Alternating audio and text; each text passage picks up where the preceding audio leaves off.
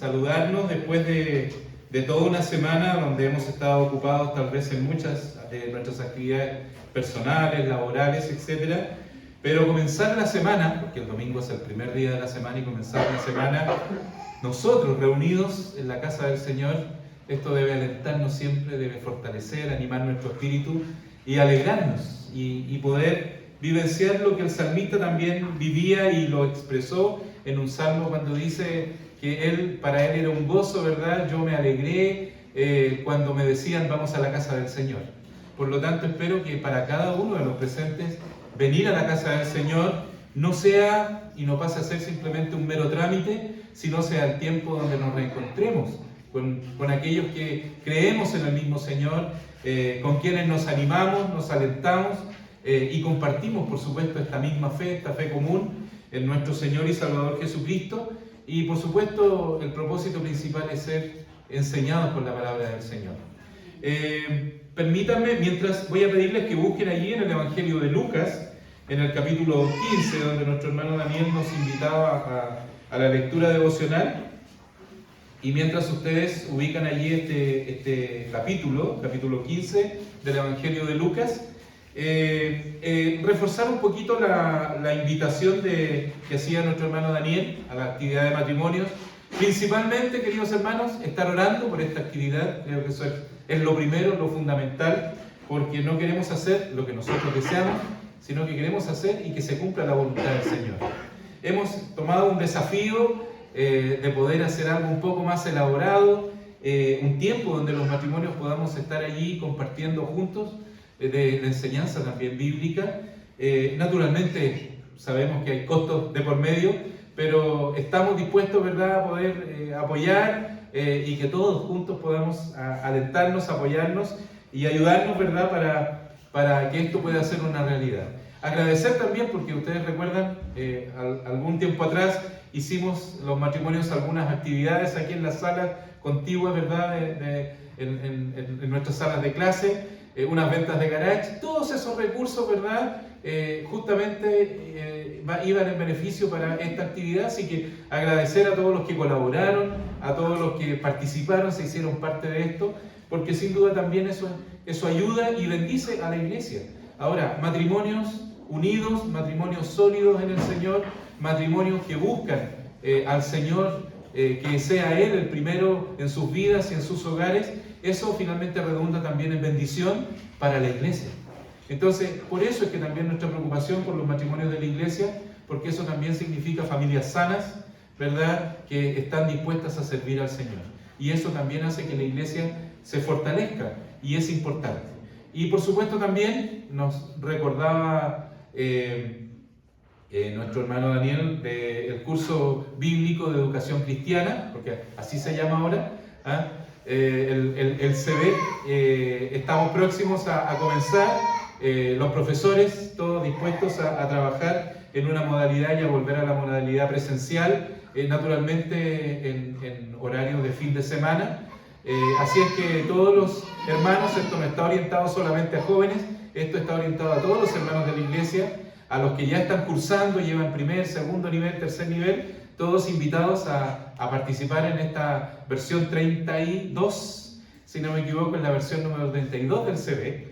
Y por supuesto a los hermanos que a lo mejor no han cursado el CB y están motivados en hacerlo, háganlo. Hemos tenido hermanos que a los 60 años han comenzado a hacer este curso y no han sido defraudados. Este curso persigue el objetivo de prepararse aún mejor para servir al Señor. No solamente es para preparar profesores para escuela bíblica, para los más jóvenes es una instancia necesaria, yo diría un poco para los jóvenes un poco obligatoria, porque es también una instancia para prepararse en lo que va a ser su desempeño también en lo futuro, en la iglesia, como futuros líderes también de nuestra congregación. Por lo tanto, hago extensiva esta invitación a participar, pero también a estar orando, para que el Señor pueda proveer los recursos, para que los hermanos y hermanas que van a ser parte de esto en la educación, los que van a ser alumnos, el Señor pueda bendecir este trabajo y de esa manera también fortalecer el crecimiento espiritual de la iglesia del Señor. Así es que tengamos presente esto en las oraciones que tenemos en nuestro hogar, en la noche cuando tenemos esa cadena de oración, estar presente, teniendo presente allí en nuestras oraciones todas estas actividades. Así que vamos a seguir informando por las redes que tiene nuestra iglesia.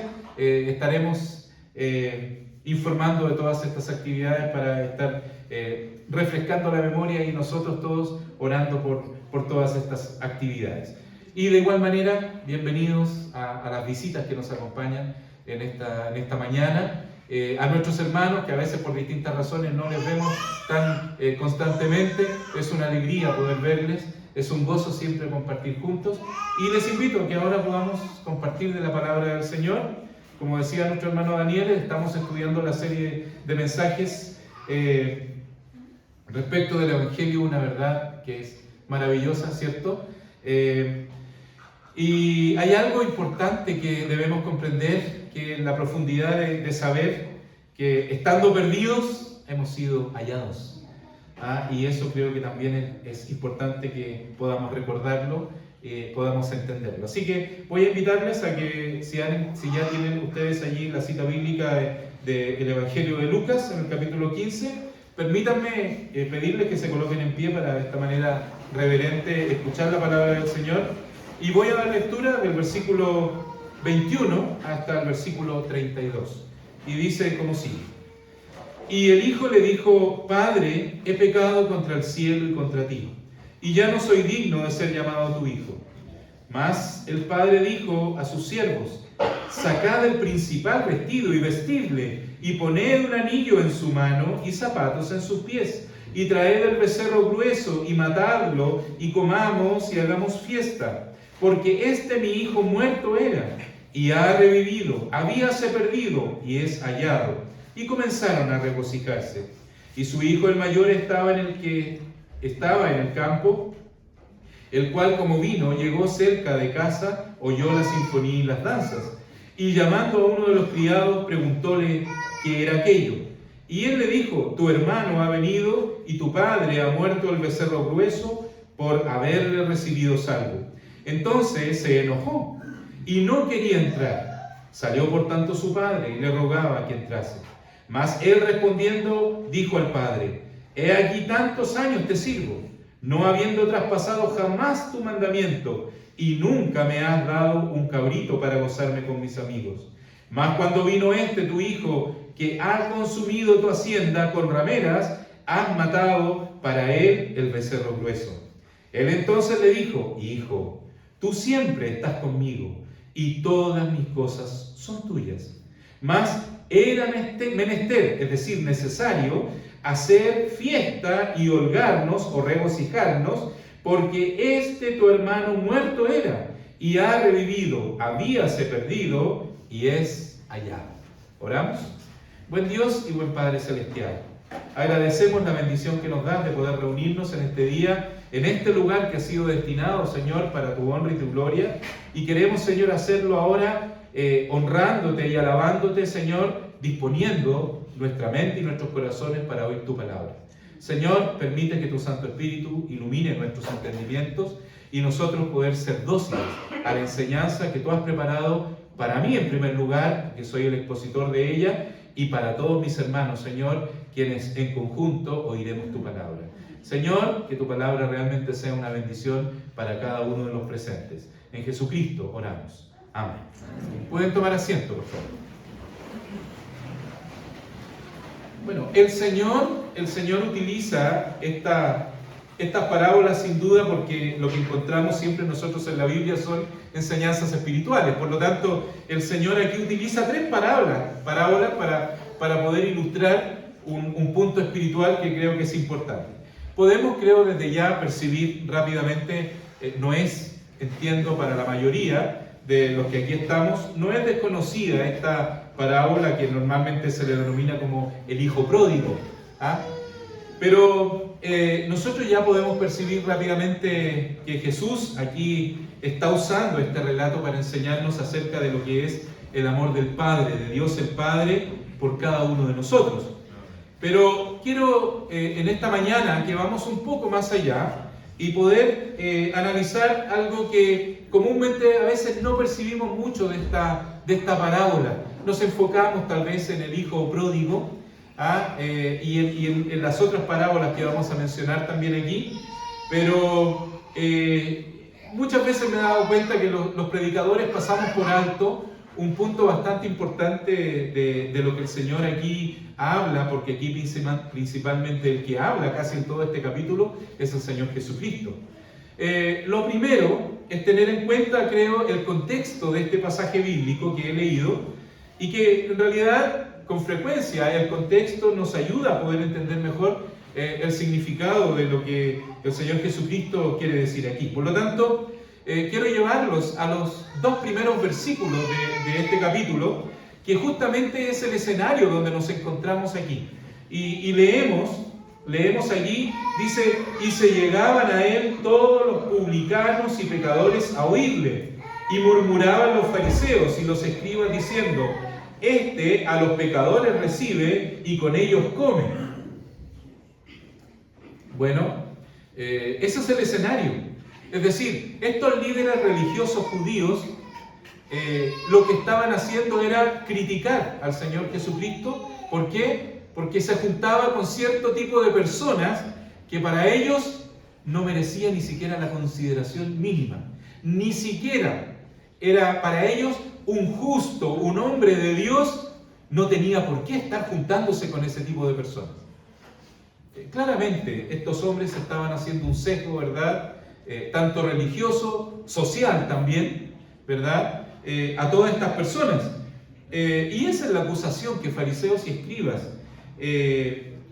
hacen al Señor, y es lo que justamente prepara de alguna manera el escenario para que el Señor Jesucristo nombre estas tres parábolas que nosotros encontramos aquí en el capítulo 15 del Evangelio de Lucas, donde una de ellas, la más extensa, es la última, la tercera, la que nosotros conocemos comúnmente como la del hijo pródigo.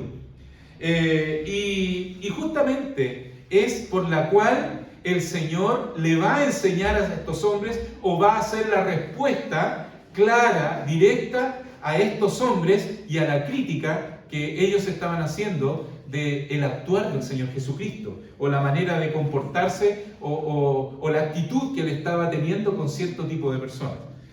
Algunas veces, hermanos, los principios importantes en la Biblia son repetidos para hacer un énfasis. Es el caso, por ejemplo, cuando el Señor Jesús le dice a Pedro: Pedro, ¿me amas? ¿Cierto? Y luego le dice: apacienta mis ovejas. El Señor lo hace 3 veces, justamente para reiterar algo que el Señor quería decir. Y bueno, para justamente responder y hacer un énfasis a estos fariseos y escribas, el Señor Jesús le responde con 3 parábolas, para que a ellos les quedara claro y que no tuvieran ninguna otra posibilidad de buscar alguna otra forma de criticar al Señor por lo que Él estaba haciendo en esos momentos. La primera parábola que nosotros encontramos allí, de los versículos 4 al 7, y es justamente la parábola que también nosotros... A ver, las parábolas no tienen nombres, el Señor no las tituló. Fueron los hombres después que en las Biblias subtitularon allí en las Biblias para alguna manera orientarnos y saber de qué trataba, pero originalmente la Biblia los escritores o Lucas no le puso subtítulos a lo que estaba escribiendo. Nosotros lo llamamos la parábola de las 100 ovejas, ¿cierto? Esta parábola muy conocida para nosotros. Es decir, un hombre que tenía 100 ovejas, ¿verdad? Pierde una. Y él, al darse cuenta que ha perdido uno, deja las 100 ovejas allí seguras en el redil o en el aprisco, en el lugar donde guardaba sus ovejas, y parte a buscar a aquella que está perdida. Y luego nos dice allí que cuando la encuentra, ¿qué hace? Llama ¿a quién? A sus amigos y a sus vecinos, a todos los que él considera sus personas cercanas. ¿Para qué? Para hacer fiesta. ¿Por qué? Porque esa oveja que él había perdido la pudo encontrar.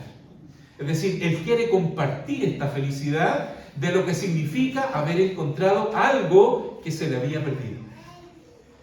Fíjense ustedes que la Biblia con frecuencia al pueblo de Dios, ¿cierto? Es llamado también ovejas o el rebaño de Dios. Allí en Mateo 26, en Lucas 12, en Juan capítulo 21, en Hechos 20, en todos esos lugares la palabra del Señor al pueblo de Dios también le llama ovejas o el rebaño, ¿cierto? Del Señor, o el rebaño de Dios. También a nosotros, los pastores, se nos advierte y se nos conmina, ¿verdad?, a que debemos pastorear, ¿qué cosa? El rebaño de Dios, allí en Primera de Pedro 5:2. Y justamente al referirse a Jesús, dice que cuando allí se le llama, también el apóstol Pedro llama al Señor Jesucristo el príncipe ¿de qué? De los pastores, ¿ah? De estos que apacientan el rebaño del Señor. ¿Se dan cuenta? Entonces, el punto de la parábola es que Dios desea, aquí refiriéndose a lo que es esta parábola de la oveja perdida, Dios desea traer, ¿verdad?, a todos los que están perdidos. Porque esa es un poco la connotación que le da esta parábola, ¿verdad? Pero los quiere traer a una relación con Él, a estar cercanos, a estar en su redil, ¿ah?, a estar allí en su rebaño, ¿ah? ¿Y qué hace cuando esta oveja llega al redil? ¿Qué hace el pastor? Se alegra, se regocija, hace fiesta. Eso es un poco lo que el Señor quería decir en ese momento. Ahora, veamos un poco, avancemos en la segunda parábola. La segunda parábola que nosotros la tenemos allí del versículo 8 al 10. Esta parábola normalmente se le llama la parábola de la moneda o del dracma perdido, de la moneda perdida, o de la mujer que pierde o que encuentra su moneda. ¿Ah? Nos dice que esta mujer tenía 10 dracmas. El dracma era una moneda griega de plata, tenía cierto valor, y por lo tanto tenía 10 monedas, de las cuales pierde una. ¿Y qué hace esta mujer? ¿Qué es lo que dice allí? Dice que busca por todos lados, barre, busca cuidadosamente, pone una lámpara, trata de buscar aquella moneda que se le ha perdido. Y cuando la encuentra, ¿qué es lo que hace? Dice que busca a sus amigas y a sus vecinas y las invita a regocijarse con ella porque la moneda que había perdido la ha encontrado. Algunos quizá han cuestionado un poco por qué tanta preocupación por una moneda, si tenía 10. ¿Ah? Bueno, algunos estudiosos han sugerido que tal vez no era una persona que tenía muchos recursos, por lo tanto perder una moneda era importantísimo y era valioso para esta persona. Pero también otros han sugerido, de acuerdo a estudios del tiempo del Señor, es que esta moneda podría haber sido parte de lo que era una banda que se colocaba muchas veces, que las mujeres ocupaban en la frente, que se usaba con 10 monedas. Y de alguna manera este cinto que usaban algunas mujeres también, que estaba compuesto por 10 monedas, de alguna manera representaba un voto matrimonial. Y algo así similar como lo que para nosotros sería hoy día el anillo, ¿ya? Y era por lo tanto, para esa mujer, haber perdido una moneda de estas 10 que debían ir ahí, yo no sé cuántas hermanas han perdido su anillo. Qué bueno que se me perdió el anillo. ¿Ah? ¿Así? Total, le digo a mi marido que me compre otro, uno más caro. Perdieron el anillo de matrimonio. ¿Y qué es lo que hace usted cuando se le pierde por ahí? A veces están lavando loza, no sé, haciendo algo en casa, se sacan el anillo, lo dejan por ahí, de repente no se acuerda dónde está. ¿Usted se preocupa? Parece que no se preocupan mucho las hermanas, ¿sí? Bueno, cuando a veces extraviamos el anillo nos preocupamos. Es el anillo que de alguna manera significa bastante para los que somos casados. Significa, ¿verdad? Bueno, ayer estábamos celebrando el matrimonio de nuestra hermana Fabiola y nuestro hermano Javier, y hablábamos justamente de la importancia de este anillo.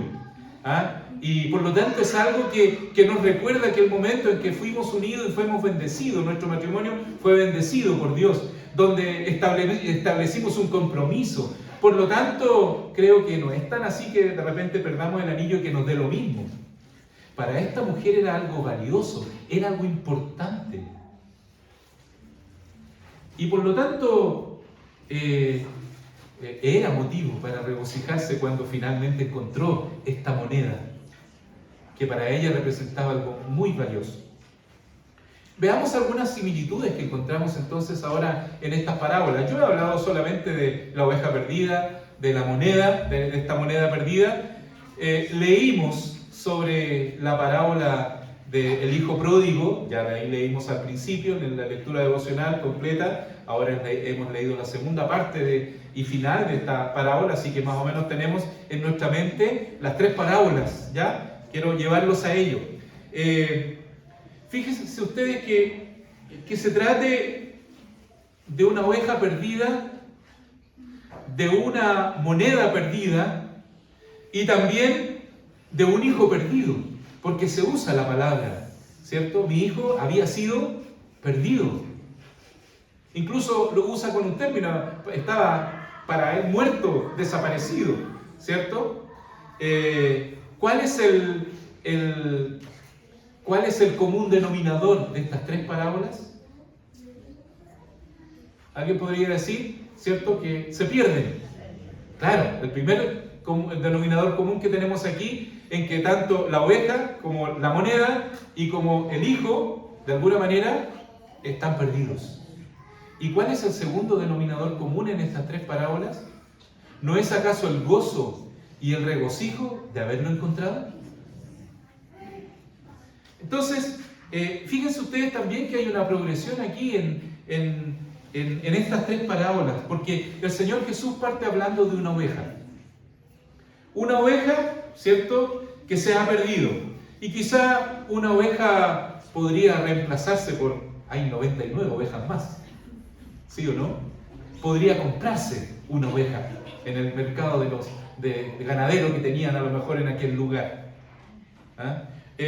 Luego se pierde una moneda que tiene un valor más, a lo mejor más valioso, tal vez podríamos decirlo, que una oveja que rápidamente se podría comprar en el comercio ganadero. Una moneda que signifique que tiene un valor, algo más importante para el corazón de aquella persona. Pero finalmente después el Señor pasa a la tercera parábola y está hablando ¿de qué? Está hablando de un hijo que se pierde. Y creo que cuando un hijo se pierde, cuando no sabemos, ¿no le ha pasado a los papás de repente cuando no saben nada en todo el día del hijo o de la hija? ¿Cierto? En el celular, por favor, ¿dónde estás? ¿Ah? Da señales de vida. O el hijo de repente se va fuera de la ciudad a trabajar y al menos una vez a la semana que llame a los padres. ¿Ah? Y cuando no se sabe nada, lo que quieren los padres es al menos saber que está bien. Pero qué dolor.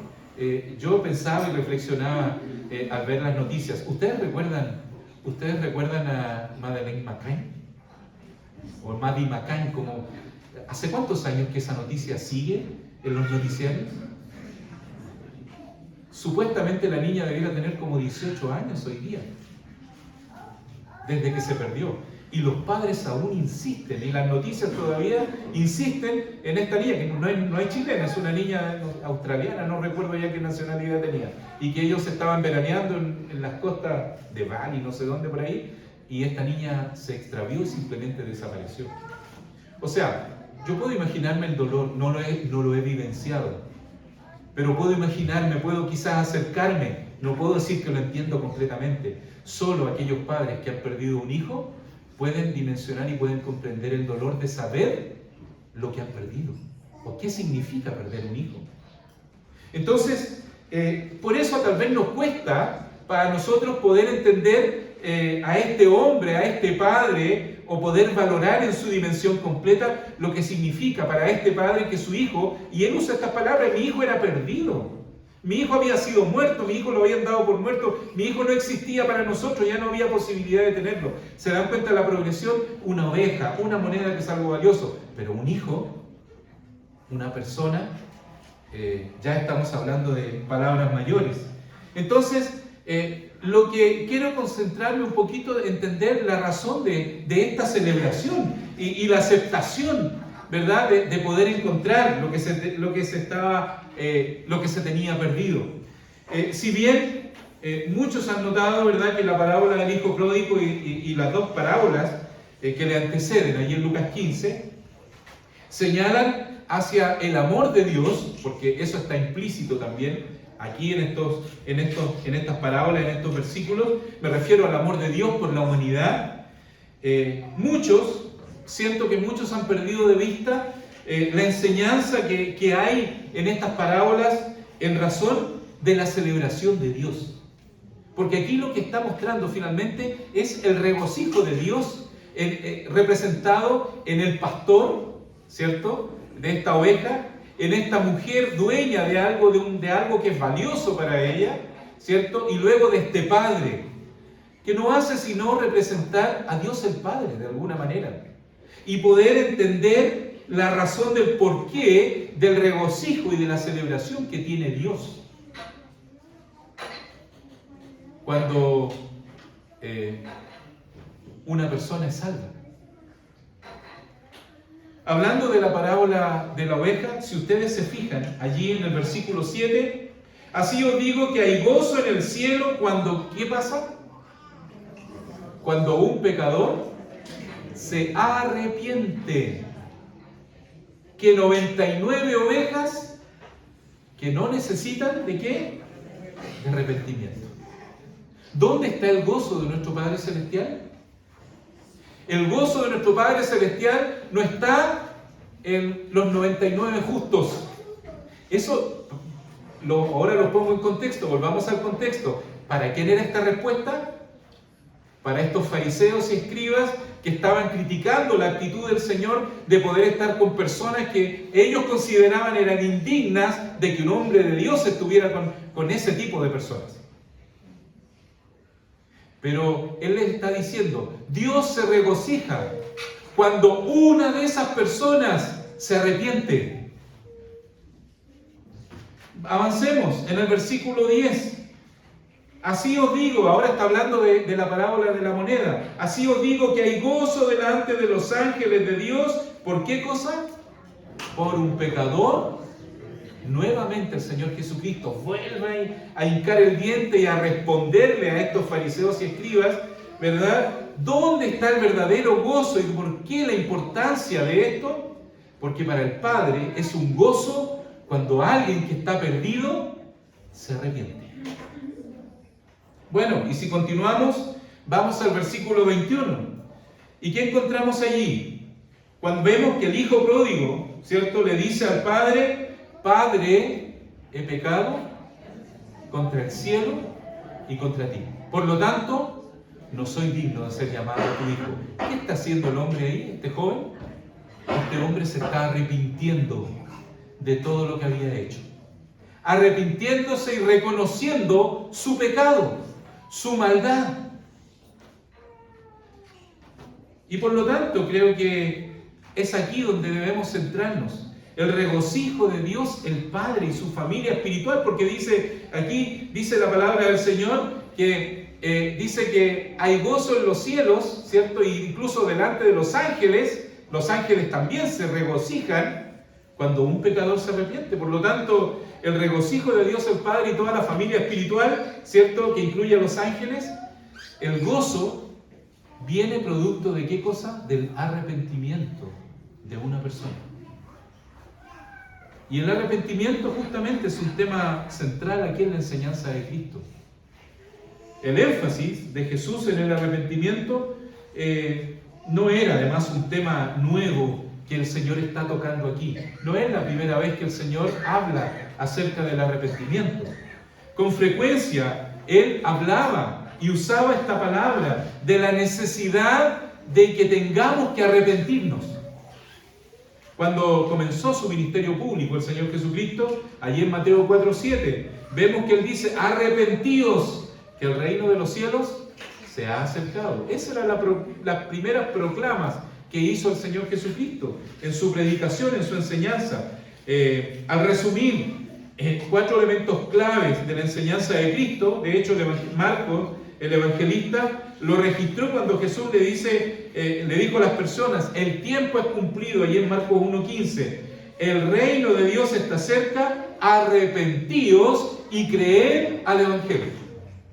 Una vez más, volvemos a encontrar esta palabra: arrepentíos y creed. ¿A quién? Al evangelio, a esta buena nueva. Y en 2 ocasiones, cuando las personas también hubieron y sufrieron sucesos inesperados, producto de muertes, allí en Lucas, Lucas el evangelista también anota esto, y allí en el capítulo 13 registra estas palabras: antes, si no os arrepentís, todos pereceréis igualmente. Aquí agrega algo, ¿cierto? Van a perecer, ¿quiénes? Aquellos que no se arrepienten. Por lo tanto, ya que el arrepentimiento es un tema tan importante, como lo vemos aquí en la Biblia, para todos los que quieren ser parte de la familia de Dios, el arrepentimiento es un elemento importante dentro de la salvación. No debe, por lo tanto, sorprendernos que Jesús incluyera esta enseñanza, por lo tanto, en todo un capítulo. Y se dan cuenta que normalmente nosotros hablamos del hijo pródigo, y ¿de qué nos acordamos? Que el hijo fue desobediente, que no quiso escuchar al padre y se fue, ¿cierto? Que la oveja estaba perdida, que la moneda se perdió. Pero el Señor está haciendo el énfasis en lo que sucede después, cuando esa oveja es encontrada, cuando esa moneda es encontrada, recuperada, ¿cierto? Y cuando ese hijo vuelve al hogar y se arrepiente. El gozo, y el Señor recalca, aquí dice: por lo tanto hay gozo en los cielos. ¿Cuándo hay gozo?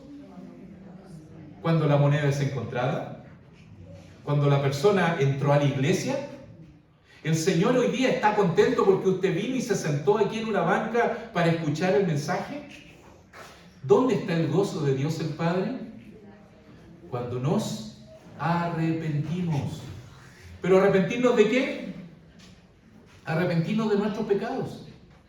Ahí está el gozo de nuestro Padre Celestial.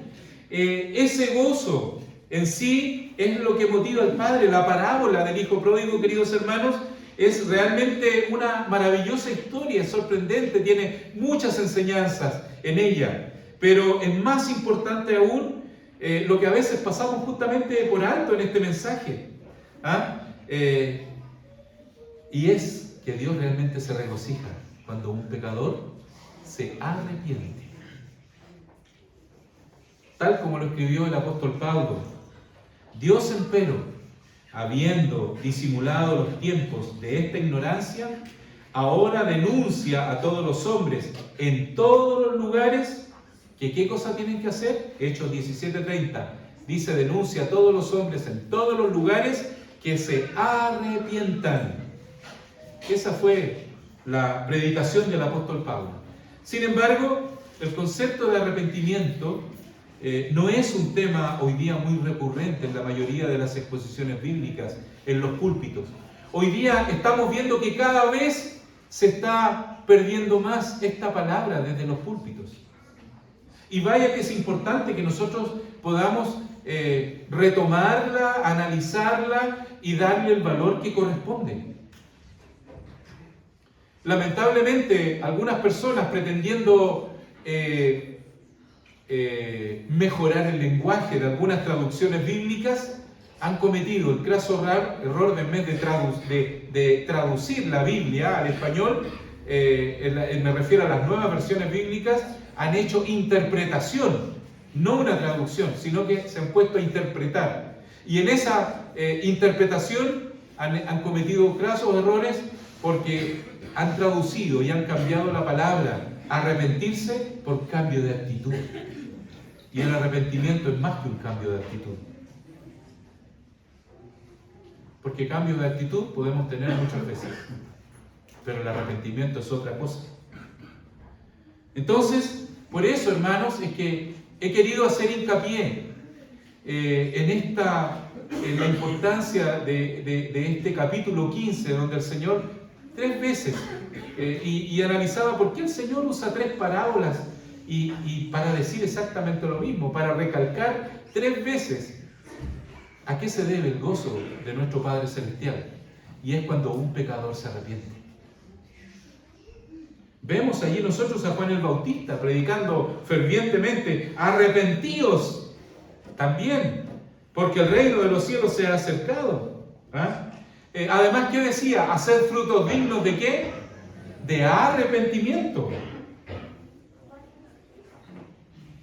Así que, fíjense ustedes, la palabra arrepentidos la encontramos muchas veces. Ahora, no solamente en el Nuevo Testamento, vamos al Antiguo Testamento. Me gusta mucho esa expresión de un padre cuando los que somos padres vamos a entender esto. Cuando éramos hijos a veces nos cuesta entenderlo, pero cuando somos padres y nuestros hijos a veces no quieren entrar en razón, no quieren hacer caso, persisten a veces en la desobediencia, ¿verdad? Llega un momento en que ya hemos sido enérgicos, hemos sido claros, y después con amor también tratamos de llegar hasta nuestros hijos para que comprendan por qué insistimos en que ellos reconozcan que están equivocados. Y el Señor ahí en su palabra dice: si mi pueblo se humillare y se volviera de su mal camino. O sea, hablando de un Padre amoroso que lo que busca no es simplemente castigar, es que el Hijo, ¿verdad?, pueda reconocer su pecado y se pueda arrepentir. Cuando dice volver de su mal camino, volver de su maldad, a eso se está refiriendo, a arrepentirse. La palabra arrepentimiento la encontramos innumerables veces en el Antiguo Testamento. Entonces, ¿verdad?, yo voy a bendecirlo, y esa fue el discurso que muchos profetas dieron al pueblo de Israel de parte de Dios. Dios siempre estuvo buscando que su pueblo se arrepintiera de su mal camino, de sus malas decisiones, reconociera sus decisiones equivocadas y reconocieran que quien tenía la razón era Dios y no ellos. Arrepentimiento, ¿qué es lo que es entonces? Hemos hablado mucho de la palabra arrepentimiento. Arrepentimiento no es simplemente un cambio de actitud, no lo es. Algo que nos han enseñado, ¿verdad? Incluso en las clases bautismales nos enseñaban dolor y pesar de haber hecho ¿qué cosa? De haber ofendido ¿a quién? A Dios. El arrepentimiento es el dolor, es el pesar de haber ofendido a Dios el Padre. ¿Quién? ¿Cierto?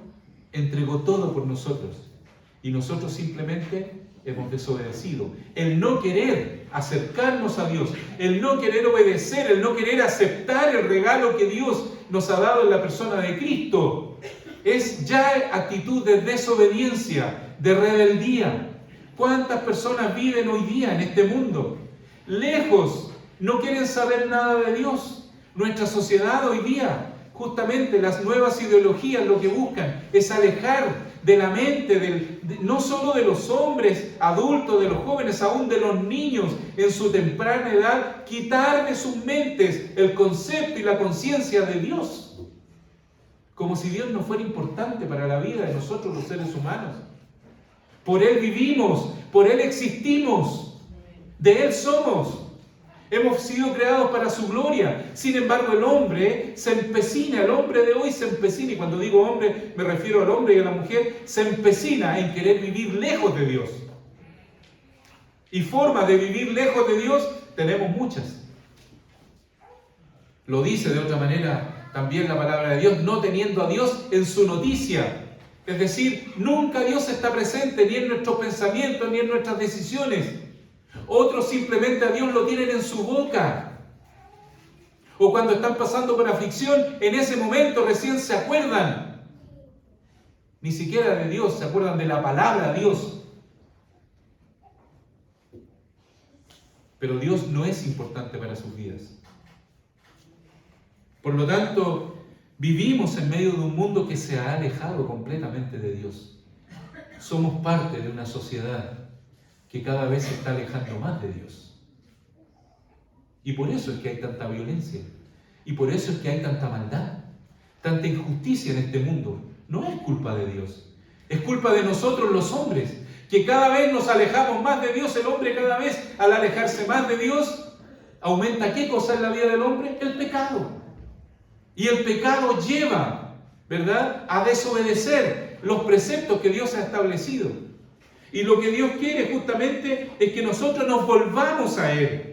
Estas parábolas, principalmente la parábola del hijo pródigo, nos recuerdan nuestra condición en la que estábamos. Y aquí hablo directamente a los que ya somos salvos. Nos arrepentimos un día de haber llevado la vida que llevábamos. ¿Lo recuerda? ¿Recuerda usted la vida que usted llevaba antes de arrepentirse de sus pecados y de recibir a Cristo como Salvador? Nos recuerda también que tuvimos, ¿cierto?, que reconocer, y nos tuvimos que reconocer pecadores. Hoy día, ¿verdad?, y a través de los tiempos, el orgullo humano obstaculiza para que el hombre y la mujer puedan reconocerse pecadores. ¿Se cree bueno usted? ¿Se creen buenos? ¿Son buenas personas? ¿Dirían ustedes que son buenas personas? Algunas personas dicen, sí, yo soy bueno. ¿No he pecado contra Dios? No, porque yo nunca he hablado, jamás he hablado una palabra en contra, nada que pueda decir algo en contra de Dios. Para mí Dios es importante. A Diosito lo tengo aquí siempre presente, dicen algunos, ¿verdad? Y sale de mis labios. ¿Creemos que somos buenos? Hagamos un ejercicio. ¿Recuerdan los 10 mandamientos? ¿Los recuerdan? ¿Sí? Parece que no los recuerdan. ¿Sí? Hay uno de ellos que dice, no mentirás. ¿Lo recuerdan? Ah, ya, lo recordaron. Bien. Qué bueno. ¿Han mentido ustedes? No escucho los amén.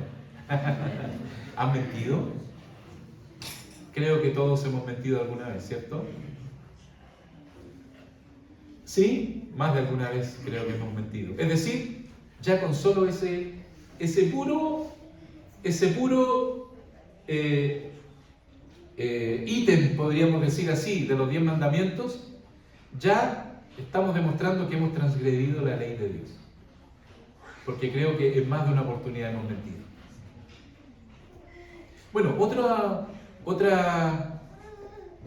de los 10 mandamientos, los mandamientos que están ahí, dice, no robarás. ¿Usted ha robado? ¿Usted ha robado? Si me dice que no, recuerde que usted acaba de decirme que es un mentiroso. Porque todos alguna vez hemos mentido.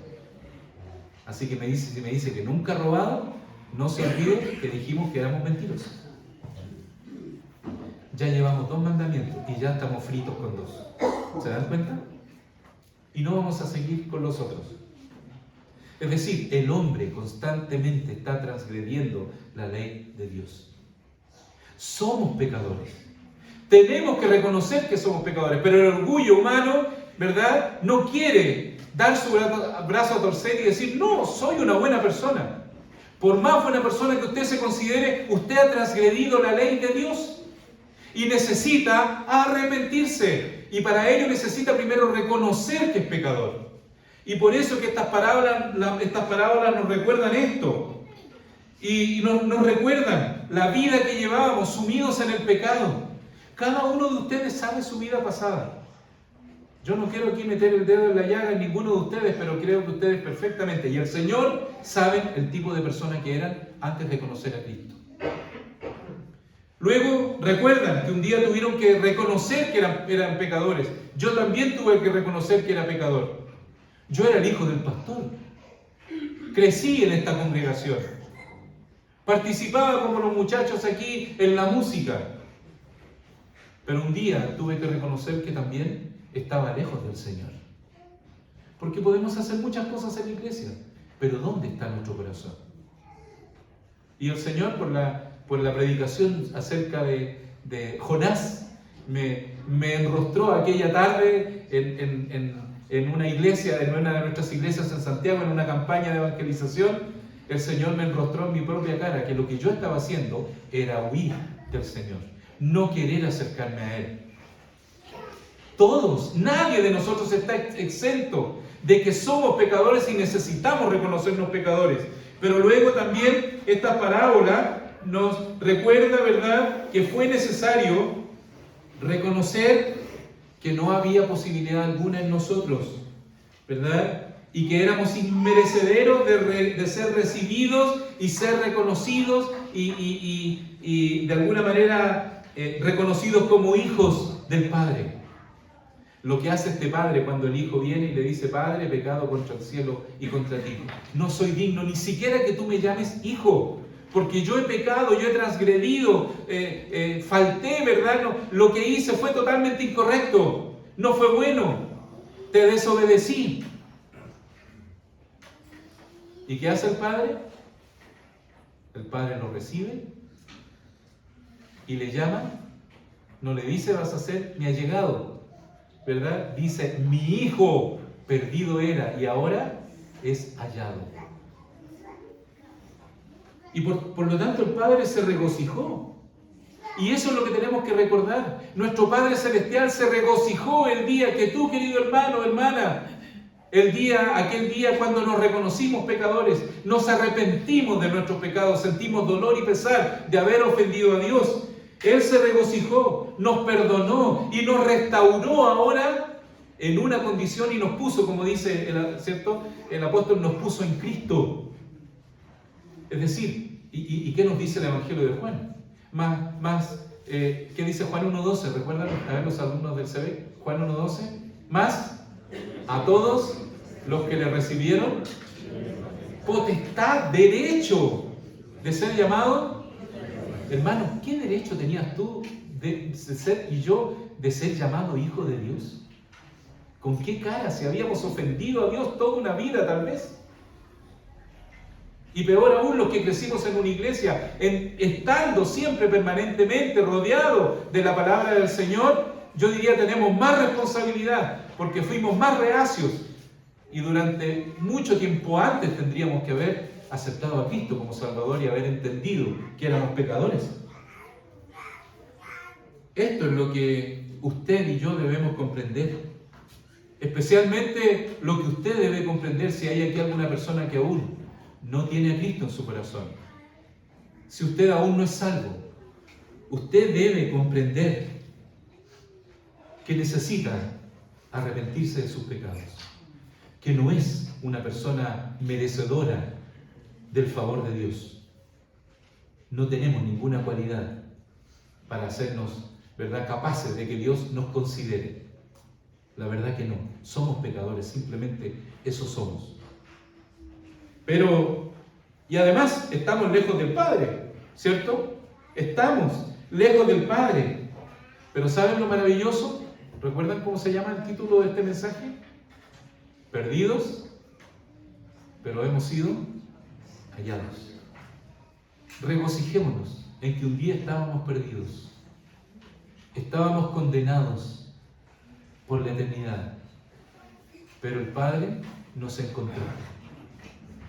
Nos encontró, nos permitió entender su palabra, entender que éramos pecadores, reconocer nuestros pecados ante el Señor, arrepentirnos.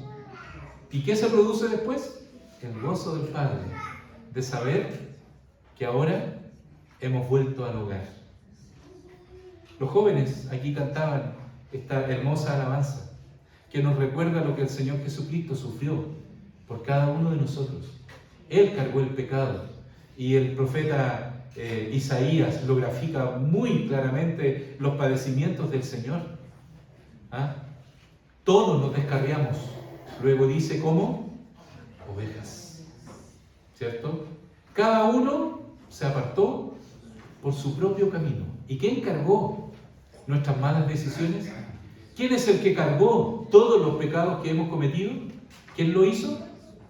Nuestro Señor Jesucristo. Así que mérito en nosotros no hay ninguno. Siéntase feliz que Dios le ha vuelto al redil. Él se goza cuando un pecador se arrepiente. Y ahora yo pregunto, hermanos, ¿no deberíamos nosotros hacer lo mismo? ¿No deberíamos regocijarnos cuando alguien dice yo he aceptado a Cristo? ¿No deberíamos ser como ese pastor desesperado que partió a buscar esa oveja que se le había perdido? ¿No deberíamos ser como esa mujer también que perdió esa moneda y desesperadamente la buscó hasta que la encontró, llamó a sus amigas, a sus vecinas y se regocijó? ¿No deberíamos ser como ese padre que a pesar de todo lo que su hijo le hizo, él estuvo dispuesto a abrir los brazos y recibirlo en el redil? Hermanos, aquí, los que estamos aquí, no somos las mejores personas que hay en este mundo. Lo que vemos aquí somos pecadores. Pecadores sí arrepentidos. Pero también las puertas de este templo tienen que estar abiertas para todos aquellos que necesitan al Señor. No somos quien para juzgar nosotros a las personas. De otra manera, vamos a estar del lado de los fariseos y los escribas que criticaron al Señor. Mire con el tipo de personas que se junta este que dice ser el Hijo de Dios. Hermanos, no hemos sido llamados a buscar a los justos. ¿A qué hemos sido llamados? ¿A buscar a quiénes? A los pecadores, a los enfermos, dice en otra palabra, ¿cierto? Yo no vine a los sanos, dice el Señor. ¿Yo vine a quién?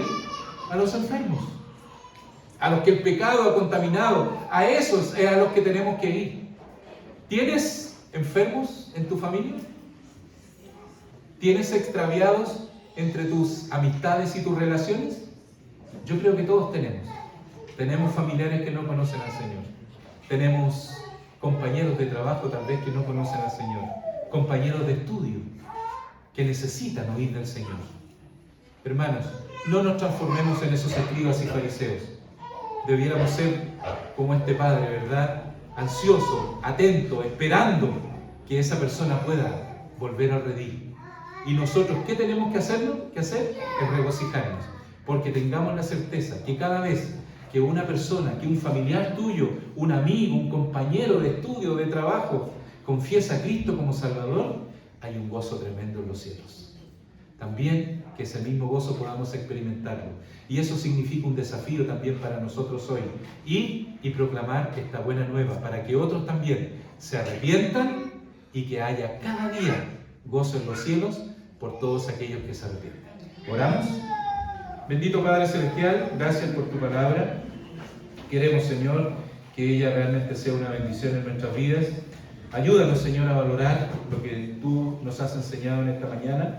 Y también permítenos, Señor, no ser como tal vez ese hijo que se quejó, Señor, con su padre porque pensaba que él no tenía ningún beneficio, ninguna bendición. Señor, aquí estamos nosotros, tus hijos. Aquellos que hemos sido redimidos por la sangre de Cristo, aquellos que han sido perdonados nuestros pecados, Señor, y que diariamente gozamos de tus bendiciones. Y muchas veces somos como ese hijo que se molesta cuando otros que han hecho mal, Señor, tú les perdonas y vuelves. No queremos ser como ese hijo, Señor. Queremos ser como ese padre que se regocija y con amor busca a aquel que está perdido, como aquel pastor que busca aquella oveja, como aquella mujer desesperada busca aquello que es valioso.